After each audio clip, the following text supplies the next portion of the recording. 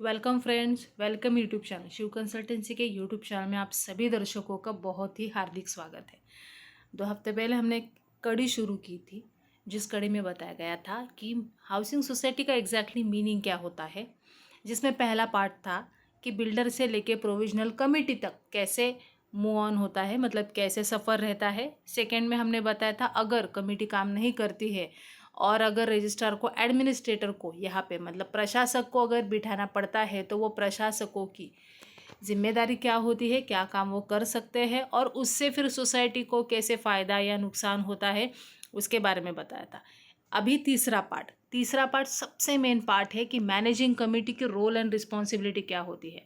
Managing committee lead करती है जितने भी जनरल मेंबर, मतलब जो कमेटी का पार्ट नहीं है लेकिन सोसाइटी के मेंबर है, वो सारे जनरल मेंबर के बिहाफ में, मतलब उनके प्रति वो लीड करते हैं, पूरे सोसाइटी को चलाते हैं। तो इसके लिए उनको कुछ ना कुछ पावर मिलते हैं जिससे फिर वो अपना काम करने में उनको आसानी होती है। तो सबसे पहले देख लेते हैं कि ड्यूटीज़ क्या है। ड्यूटीज़ मतलब उनका काम क्या क्या है और कौन से काम उनके अंडर आते हैं। स्टार्ट करेंगे सबसे पहले कि जब भी कोई सोसाइटी रजिस्टर होती है तो सोसाइटी का नेम बोर्ड बाहर होना चाहिए, मतलब जहाँ पर भी आप सोसाइटी में जाने के लिए एंटर करते हो वहाँ पे बोर्ड होना चाहिए जिसमें पूरा एड्रेस, पूरा पता होना चाहिए, सोसाइटी का रजिस्ट्रेशन नंबर और उसका वो सारा जो डिटेल है वो वहाँ पे दिखना चाहिए, और ऐसे तरीके से ताकि वो दूर से भी लोग उसको पहचान सके और अगर कोई ढूंढते हुए आएगा तो उसको देख सके। सेकंड ऐसा ही है कि जितने भी मेंबर वहाँ पे रहने वाले हैं तो उनका भी नेम प्लेट लगा हुआ रहना चाहिए, ताकि अगर कोई भी गेस्ट आता है या कोई भी अगर वो मेंबर के घर पे जाना चाहता है तो उसको इजीली वो फाइंड आउट कर सके, इजीली वो ढूंढ सके। तो ये सारा कमिटी के वर्क में या ड्यूटीज़ में आता है। सेकेंड है कि raise the fund to members by issuing maintenance bill, मतलब उनको time to time maintenance bill जो भी जनरल बॉडी में डिस्कशन हुआ है उसके बेसिस पे, मंथली है, क्वार्टरली है या हाफ ईयरली, ये है किसी किसी सोसाइटी में ईयरली भी होता है, तो ये सारे उनको मेंटेनेंस बिल को जनरेट करना है और फंड्स को रेज करना है ताकि सोसाइटी के जितने भी कामकाज है वो आसानी से और सुलभ तरीके से हो सके। थर्ड बनता है कि अगर कोई डिफ़ॉल्टर मेंबर है जो अपना मेंटेनेंस टाइम पे नहीं दे रहा है, मतलब 3 महीने हो गए, 6 महीने लगातार हो गए, लेकिन वो मेंबर अगर आपको मेंटेनेंस नहीं दे रहा है तो उसके ऊपर आपको एक्शन भी लेना पड़ेगा। That comes under duties of the managing committee. अगर कोई मेंबर अपना घर बेच के जा रहा है या अपना अधिकार किसी को दे रहा है गिफ्ट डीड के प्रति, तो एक तो नया मेंबरशिप का अप्रूवल और पुराने वाले का रेजिग्नेशन एक्सेप्ट करना, या कोई भी अगर रेजिग्नेशन दे रहा है तो वो सारा जो अप्रूवल या रिज़ाइन है वो उसको एक्सेप्ट करवाना, अप्रूवल करवाना, वो भी इनके कामकाज में आता है। नॉमिनेशन फॉर्म्स जो मेंबर्स देते हैं उसको अप्रूव करवाना, मीटिंग में डिस्कस करना, ये भी उनका काम का एक हिस्सा है। इवन शेयर सर्टिफिकेट को इशू करना, जब भी अगर ट्रांसफ़र्स होते हैं, आइदर वो कोई भी तरीके के ट्रांसफ़र हो, आफ्टर सेफ डीड हो, गिफ्ट डीड हो, या अगर कोई मेंबर जा गया है और नॉमिनेशन के थ्रू ट्रांसफ़र हो रहा है, आफ्टर डेट ट्रांसफ़र हो रहा है, तो ये सारे केसेस में ट्रांसफ़र करवाना और मेंबर्स को वो सारा कोऑपरेट करना, ये भी उनके काम में आता है। डिसीजन लेना, जो भी तरीके के एप्लीकेशन सोसाइटी के पास आते हैं, आइदर वो ट्रांसफ़र के लिए हो, आइदर वो मेंबरशिप के लिए हो, आइदर वो किसी चीज़ में अगर उनको एनओसी चाहिए उसके लिए हो, आइदर उनको पार्किंग के लिए हो, बहुत तरीके के या बहुत टाइप के रिक्वेस्ट लेटर आते हैं, तो वो सारा जो है वो रिसीव करना और उसके ऊपर डिसीजन देना, ये भी मैनेजिंग कमेटी के काम में आता है। मंथली मीटिंग कंडक्ट करवाना और उसकी मिनट्स को बना के उसको फाइनलाइज करना, और जितने भी टॉपिक रेज हुए हैं वो सारे टॉपिक्स को अपने मैनेजिंग कमेटी की मीटिंग में कंसिडर करना, उस पर चर्चा करना, ये सारा मैनेजिंग कमेटी का काम है। इसी के साथ एनुअल जनरल बॉडी मीटिंग को कंडक्ट करवाना 30 सितंबर के पहले होना चाहिए हर साल, क्योंकि एक्सटेंशन सिर्फ एकदम एक्सेप्शनल केस में मिलता है, तो 30 सितंबर के पहले इसको करवाना। अगर कहीं एसजीएम की रिक्वायरमेंट है, कहीं इमरजेंसी जनरल बॉडी मीटिंग की रिक्वायरमेंट है, तो उसको कंडक्ट करवाना, उसकी मिनट्स बनाना और उसको फाइनलाइज करवाना, ये सारा काम मैनेजिंग कमेटी का है। सारे रिकॉर्ड्स को, सारे जितने भी फाइल्स है या जितने भी रिलेवेंट रिकॉर्ड्स है, बिल्डर ने कुछ दिए हुए रिकॉर्ड्स रहते हैं, कुछ डॉक्यूमेंट्स रहते हैं, उसको नीटली प्रॉपर कंडीशन में कपबोर्ड में रखना, स्टोर में रखना, उसको लॉक एंड की में रखना ताकि वो इधर उधर ना जाए, उसको प्रॉपरली आइडेंटिफाई मतलब उसको लेबलिंग करके रखना ताकि जब भी आपको ढूंढने का टाइम आए तो उसको ईजीली आप निकाल सकते हो। अभी और एक आता है कि साफ़ सुथरी रखना सोसाइटी, और उसके लिए जितना भी उनको नेसेसरी एक्शन लेना पड़े, मतलब हाउसकीपिंग स्टाफ को अरेंज करवाना है, पेस्ट कंट्रोल को आपको यहाँ पे रखना है, फायर सिस्टम को आपको बिठाना है, सिक्योरिटी सर्विसेज रखनी है अगर आपकी सोसाइटी बहुत बड़ी है। आजकल तो छोटी सोसाइटीज़ रहती है तो भी एक सिक्योरिटी गार्ड तो रहता ही है, आइदर उसको 24 आवर्स रखते हैं, कोई सोसाइटी फिर 2 शिफ्ट में रखते हैं कि सुबह 12 घंटा और फिर रात को 12 घंटा वाला ड्यूटी। तो ये सारा जो नीटली प्रॉपर क्लीन रखने के लिए जितने भी एक्शंस है वो सारे कमेटी को लेने ही हैं। ये सारा होगा उनका काम कि उनका काम क्या क्या है, तो ये सारे मेन पॉइंट्स यहाँ पे हमने हाईलाइटेड करके बताए। अभी रिस्पॉन्सिबिलिटीज़ की बात आती है। रिस्पॉन्सिबिलिटी जब भी आती है किसी की तो उसके साथ साथ उतनी ही जिम्मेदारी आती है, उतना भी उनका पावर आ जाता है जब भी आपके पास रिस्पॉन्सिबिलिटीज़ आती है, लेकिन उसको निभाना भी पड़ेगा। रिस्पॉन्सिबिलिटीज़ लोगों को सबको पता रहती है, लेकिन इम्प्लीमेंट करना ये सबसे चैलेंजिंग होता है। देख लेते हैं उनकी रिस्पॉन्सिबिलिटीज़ क्या क्या है। अगर अभी की जो एग्जिस्टिंग कमेटी है उसका पूरा 5 साल जो है वो ख़त्म होने वाला है, तो उनको नेक्स्ट इलेक्शन के लिए उनको सारी अरेंजमेंट करवानी,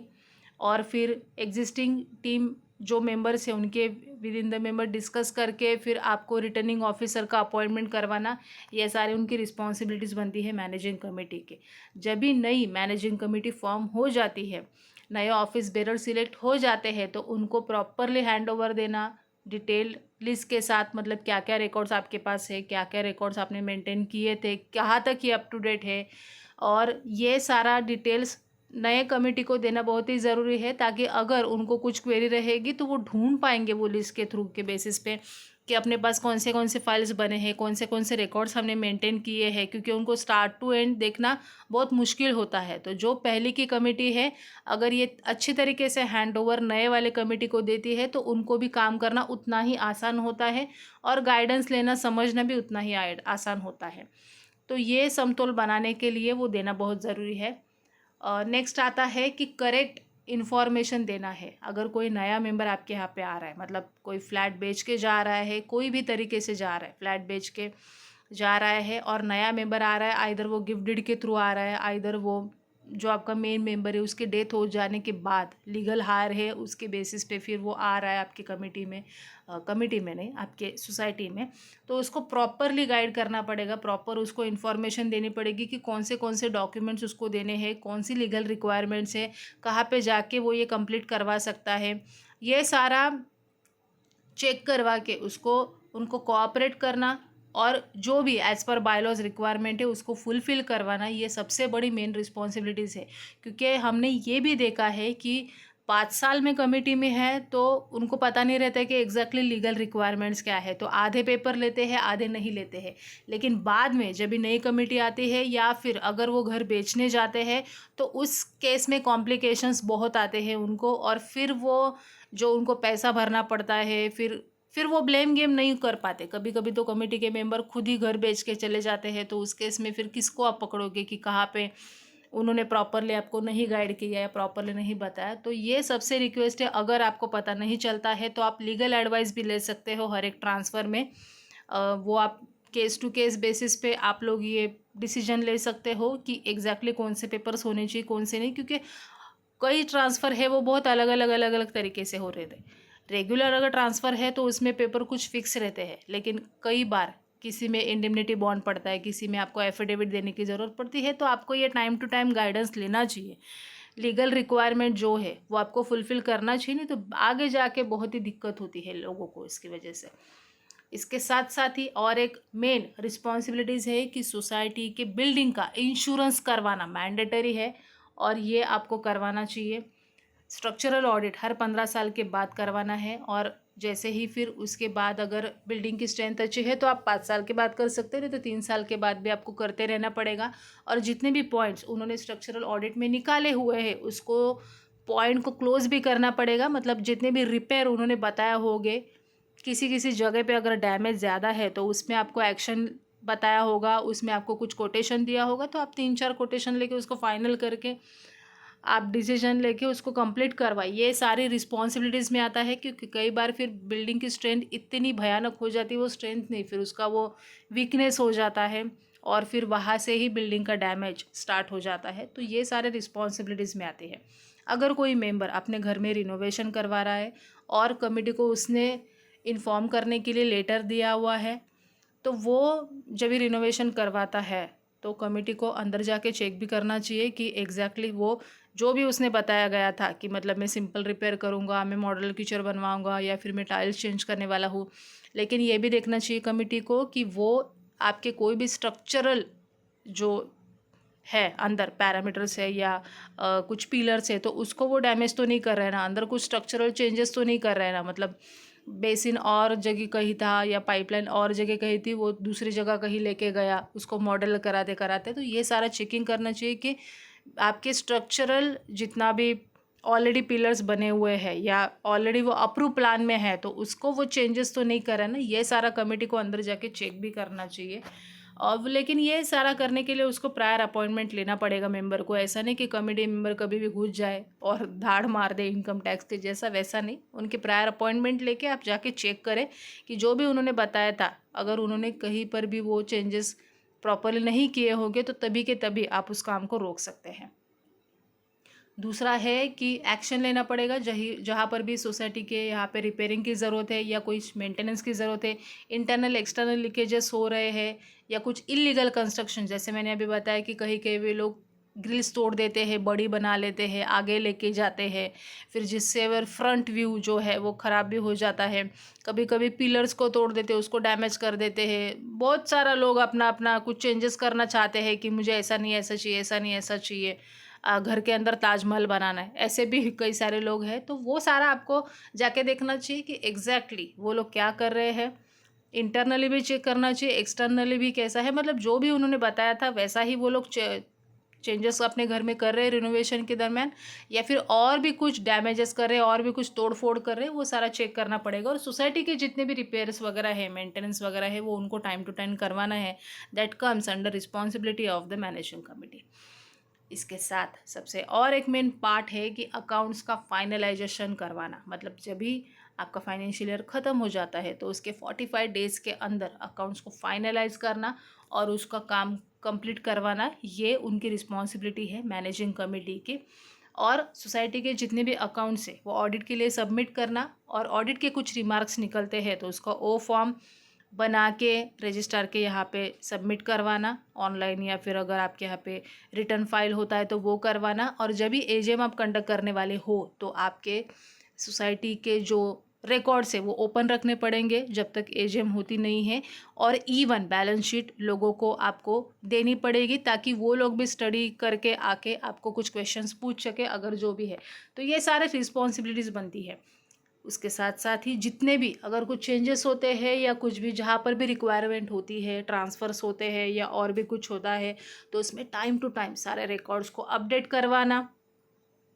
मिनट्स ऑफ मीटिंग को अपडेट रखना वो सारे मेंबर्स के साथ। मतलब अगर आपके एजीएम के मिनट्स है तो वो मेंबर्स के साथ आपको शेयर करने पड़ेंगे। मैनेजिंग कमेटी के मिनट्स है तो वो मैनेजिंग कमेटी के साथ शेयर करने पड़ेंगे, ताकि उनको पता रहे कि कौन से रिजोल्यूशंस पास हुए हैं, कौन से डिसीजन लिए गए हैं। ये सारा कम्युनिकेशन प्रॉपरली करवाना और जितने भी कंप्लेंट्स आते हैं उसको रिस्पॉन्स देना, ये सारा सारा सारा सारा काम मैनेजिंग कमेटी के रिस्पॉन्सिबिलिटीज़ में आता है।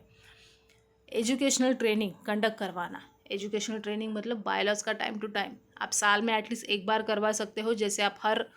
मेंबर से 10 रुपये का कलेक्शन करते हो, मतलब साल में 120 रुपये उससे आप इकट्ठा करते हो, और फिर जितने मेंबर है इंटू अगर आप करोगे उतना गुना आपके पास पैसा जमा होता है। तो आपका जितना भी स्टाफ है, मैनेजिंग कमेटी मेंबर है, जनरल बॉडी मेंबर में से भी अगर कोई इंटरेस्टेड है तो उन सब को मिला के आप एक एटलीस्ट वंस इन ईयर एक ट्रेनिंग आपका कंडक्ट करवाना चाहिए, ताकि उनको पता रहे कि कामकाज कैसे तरीके से होता है। और आप इससे क्या होता है फ़ायदा कि आगे की जो भी नई कमेटी आने वाली है उनको पता रहता है कि एग्जैक्टली फंक्शनिंग कैसी करती है सोसाइटी, क्या क्या काम रहते हैं, क्या क्या रिस्पॉन्सिबिलिटीज़ है।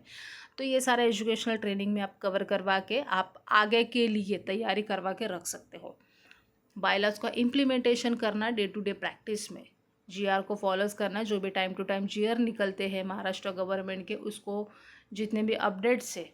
गवर्नमेंट के उसको आपको करवाना ही है। तो ये सारे रिस्पॉन्सिबिलिटीज़ बनती है। अभी हमने दिखाया कि रोल एंड रिस्पॉन्सिबिलिटीज़ क्या है। अभी कई लोगों को ये पता भी होगा, कई लोगों को ये नहीं भी पता होगा, लेकिन हमारा काम है कि जो भी करेक्ट इन्फॉर्मेशन है हम आप तक पहुंचाएं। अगर इस वीडियो से रिलेटेड आपको कुछ भी क्वेश्चंस है तो आप हमें कमेंट बॉक्स में डाल के पूछ सकते हैं। छोटी सी रिक्वेस्ट, पहली बार अगर हमारा वीडियो देख रहे होंगे तो प्लीज़ हमारे चैनल को सब्सक्राइब ज़रूर कीजिएगा, ताकि नए जितने भी वीडियोस हम बनाने वाले हैं शायद हो सकता है वो आपके काम के होंगे, और अगर आपने सब्सक्राइब नहीं किया तो आप उसको मिस कर देंगे। तो सब्सक्राइब ज़रूर कीजिएगा, और ये वीडियो पसंद आया होगा तो आपके दोस्तों के साथ एक शेयर भी कीजिएगा। So thank you for watching this video.